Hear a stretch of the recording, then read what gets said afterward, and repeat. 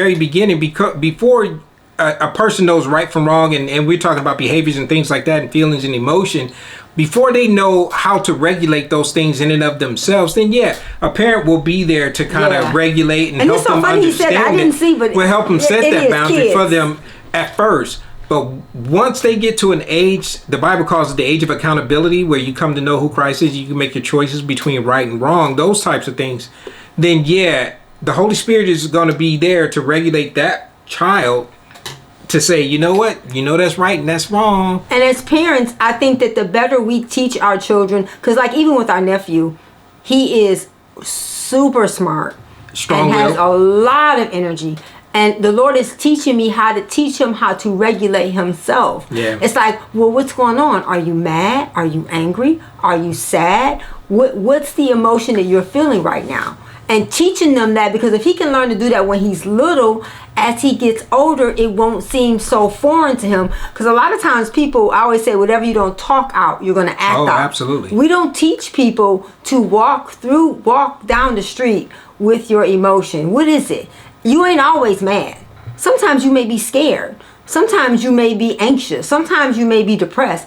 But teaching children how to navigate their emotions in a way where they can walk through it versus just giving them a whooping. I mean, I'm not saying you shouldn't spank your kids, but I'm saying that shouldn't be the first thing you do. You have to teach them how to navigate their emotions so that they can set boundaries for themselves. 1 Corinthians 13:5. Love does not insist on its own way. Principle number 2. Freedom and responsibility. We talked about those choices as far as choices, attitudes, feelings, behaviors. This is what it's really talking about. You taking responsibility for your own. I'm not looking to get my own way when it comes to exercising control over Renee. Love doesn't insist on that. Like the Bible tells you, you have to think about that from the outward looking position as opposed to me looking out for myself. That's where you're going to run into some serious challenges, because we have to take ownership of how we react to certain things, our choices, our behaviors, our attitudes. I have to take responsibility for that. So principle number 2, we're talking about boundaries in marriage. We spent time over, if you just joined us, we spent time over the last week on a vacation, but we actually made investments in our relationship with boundaries by Dr. Cloud and Dr. Townsend. That we took them with us on our trip. Yeah, in the form of an audio book and a physical book and a manual. But we actually spent time actually looking at it and examining our own heart and looking at ourselves. And the thing that I loved, because when you think of boundaries, it's like, well, what's the purpose or what's the outcome? What is boundaries? Well, boundaries produce freedom and responsibility. And accountability. So a lot of times we want freedom, but without boundaries, you really don't have freedom, because without boundaries, instead of freedom, you have control. And you have someone else controlling you. And so you want to get to the place that you realize that along with that freedom comes responsibility. Why is it so difficult? Put it in the chat. Why is it so difficult and challenging for us to regulate ourselves, but it always seems so easy to regulate somebody else and try to control them? Or like somebody said earlier, put a boundary on somebody else, or try to, which is really trying to control someone else's interaction or behavior, then versus trying to apply it to ourselves. Because we're human, and a lot of times, because I know when I first got saved, one of the things the Lord kept saying to me, and he kept reminding me of the reality that may have been the way you used to do it, but now in Christ, I have a different expectation for you. You can't do things the way you did them before. You have to be willing. And I would just always say, well, Lord, you said remove the plank from my own eye before I remove the splinter from my neighbor's eye. Well, why they got to have a splinter and why I got to have a plank? The more you focus on trying to control you, the smaller that plank gets. But if you spend all of your time, because it's easier to look outward. Yeah. It's easier to say what they need to do. It's easier to be the victim. It's easier to feel like you've been wronged versus saying, you know what? Well, what did I do? What could I have done different? Yeah. How could I have handled that different? How could I have allowed my mind and my emotions to be expressed in a way that wouldn't be hurtful or controlling to the other people? And speaking of controlling, this is something that's a principle also in the book. When you try to exercise control over someone else, it actually kills intimacy in your relationship. That's huge, especially, and we're not just talking about the physical side of intimacy. We're talking physically, emotionally, spiritually, all those things that make you connected and close to your partner, your spouse, your boyfriend, girlfriend.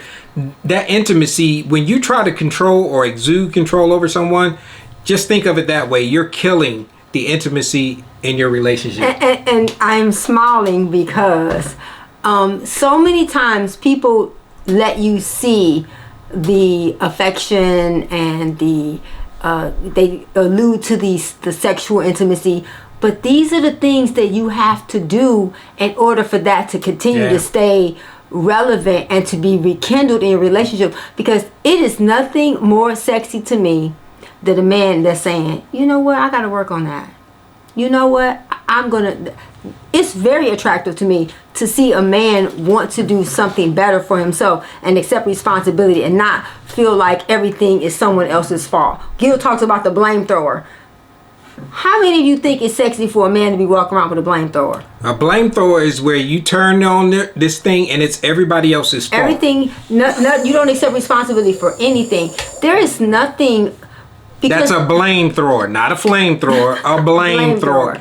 And so I could honestly say that a part of what has kept our relationship alive and vibrant and hot and intimate and sexual and committed is the things that we do like this, that a lot of times people don't talk about. Well, what are the books you're reading? Well, what are the things you're doing? Yeah. You know, that's why we try to tell you what's behind the curtain and not just show you what's in front of the curtain and not let you know that relationships are work. And the work is on you.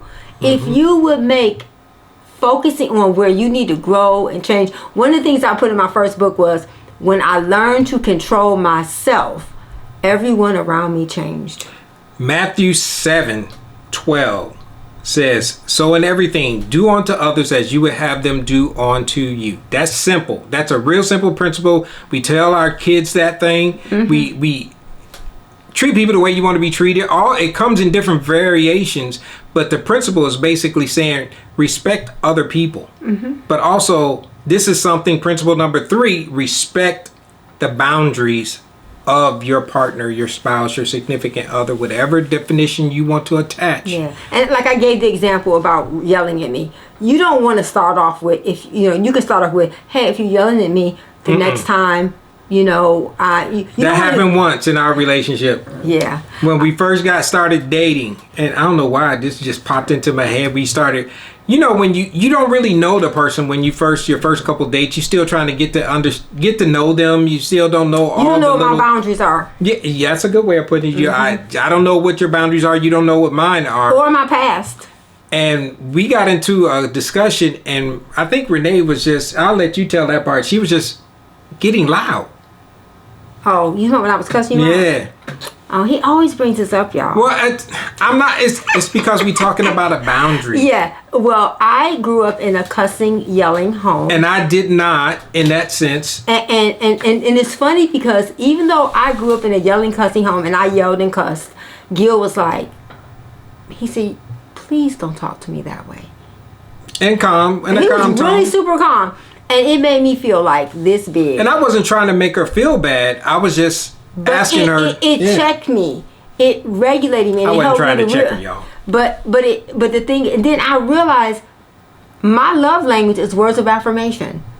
And so when you're not healthy, you may be doing to someone else out of your own pain what you don't want somebody to do to you. And so a lot of times the things that bother us the most that people do to us, a lot of times are things that we're acting out of our hurt and our pain versus really understanding that I don't like when people talk to me that way, so why would I do that to them? Right. Boundaries, when it comes to this, when we're talking about respecting for each other's boundaries, this is something that I think a lot of couples do and they may not really know that they actually do it. We call it a timeout.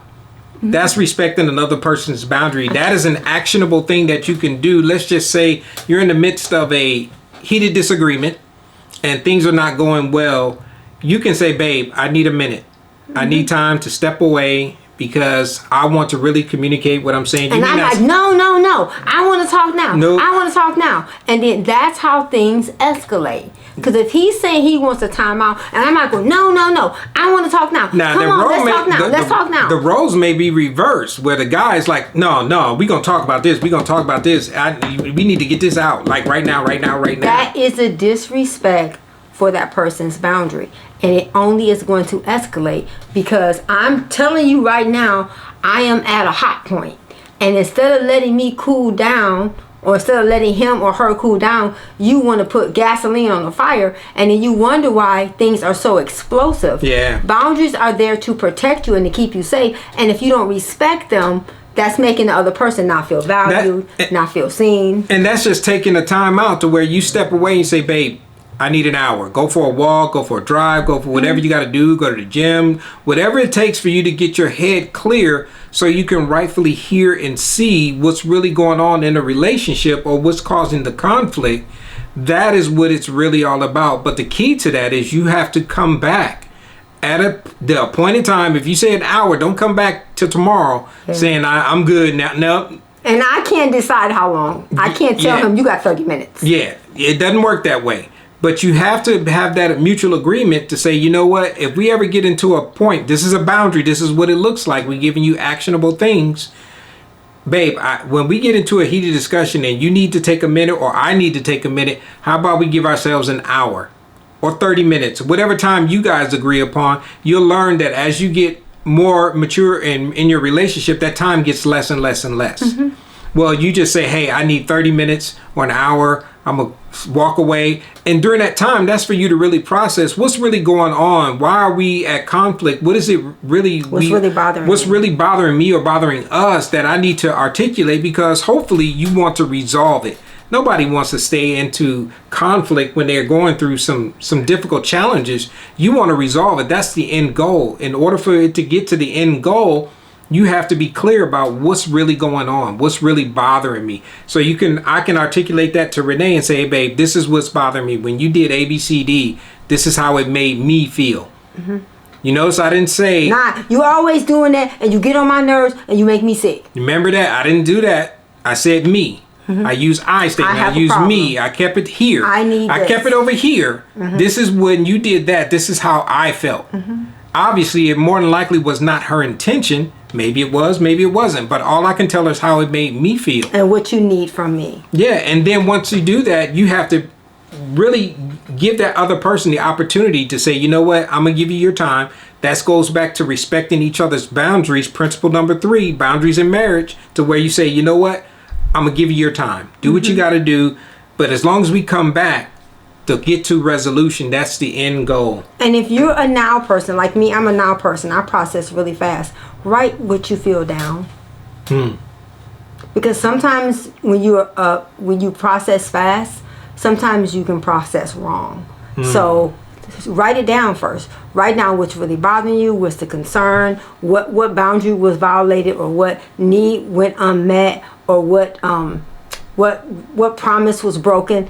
Sit down and write it down, and then that way when you come to the other person, it's not, he's like, well, is it this? It's not that. Nope. Is it this? It's not that. Nope, guess again. Guess again. That's frustrating, because you need to be able to articulate what it is you need or what happened, and not expect the other person to guess, to make it a guessing. That's another thing that escalates conflict, because you process different, but you don't respect, you haven't taken the time to really understand what you need, and you want the other person to just guess, and that's frustrating. Absolutely. So we appreciate you guys joining us. Yay! Put it in the chat where you're coming in from if you're just now joining us. We're talking about boundaries in marriage or boundaries in relationships. This is still going to apply if you're just in a dating phase. It still applies because it's good lessons that you can actually practice in your relationship. We're doing this book this semester.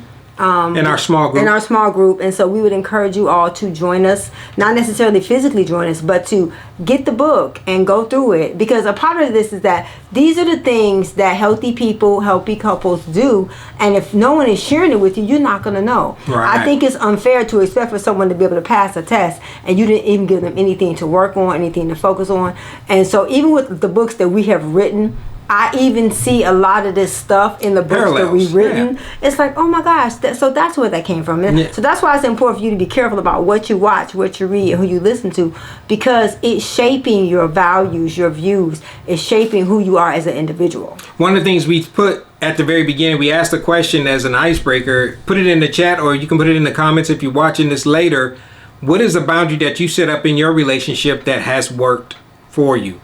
Yes. That is so important, because you have to be intentional about what actually is working in your relationship, so you can continue to do those things. Because if not, you're probably going to stop doing it, and that'll be the very thing that you needed to keep the relationship going. So you went to 4? Yeah, number 4, honesty builds intimacy. Ephesians 4:25 says, therefore, each of you must put off falsehood and speak truthfully to your neighbor, for we are all members of one body. Speak the truth in love. Speak. Be truthful. Be honest. We call it being hot, honest, open, and transparent. Those things are key. They're vital. They're pivotal. They're crucial to you having good boundaries in your relationship.